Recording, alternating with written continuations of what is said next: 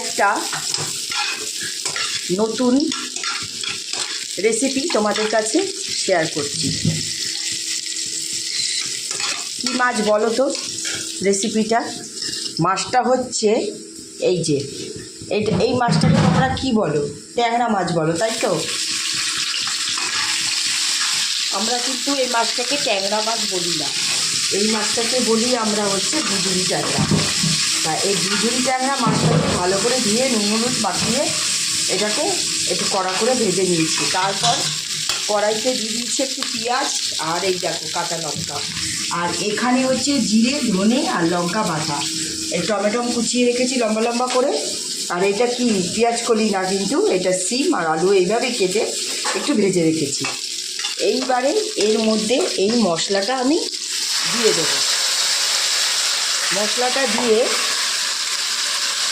মশলাটা দেওয়ার পরে একটুখানি জল দিয়ে দেব, বুঝছো? জল দিয়ে দিলাম, দিয়ে এটা একটু নাড়াচাড়া দিচ্ছি, একটু নাড়াচাড়া করে নিলাম। করে নিয়ে যদি হলুদটা দাও তো, এর মধ্যে হলুদ দাও, একটু আন্দাজ করে নুন দাও, আর একটু কালার গুঁড়ো দাও। এগুলো তরকারিটা কাঁচা লঙ্কার কালার কি পুরো কালা হয়ে গেছে। দাও, দিয়েছো নুন, বেশি দেবে না, ট্যাংরা মাছের নুন আছে। আচ্ছা হলুদ দাও, হলুদ দিয়ে দিলাম। এবার এর মধ্যে একটু কালার দেবো, তাহলে কালারটা একটু সুন্দর হবে, তার জন্য একটু কালার দেবো। যদি লাল লঙ্কা থাকতো কাঁচা লঙ্কা, তাহলে আর কালারটা দিতাম না।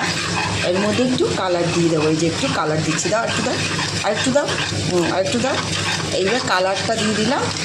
এবার এটাকে আমি একটু ভালো করে কষিয়ে নেব, বুঝতে পেরেছো? একটুখানি সামান্য একটু জল দিয়ে দিলাম, এটা কষিয়ে নিলাম।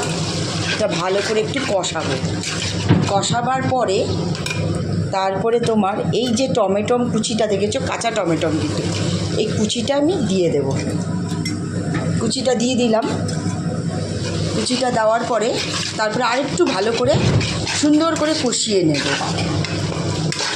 এটা ভালো করে সুন্দর করে কষাবার পরে যখন দেখবে লাল একদম মানে হয়ে এসছে মশলাটা, আর তেলটাও ছেড়ে গেছে, তারপরে দিয়ে দেবো এই তোমার আলু আর সিম ভাজাটা, দিয়ে জল দিয়ে দেবো।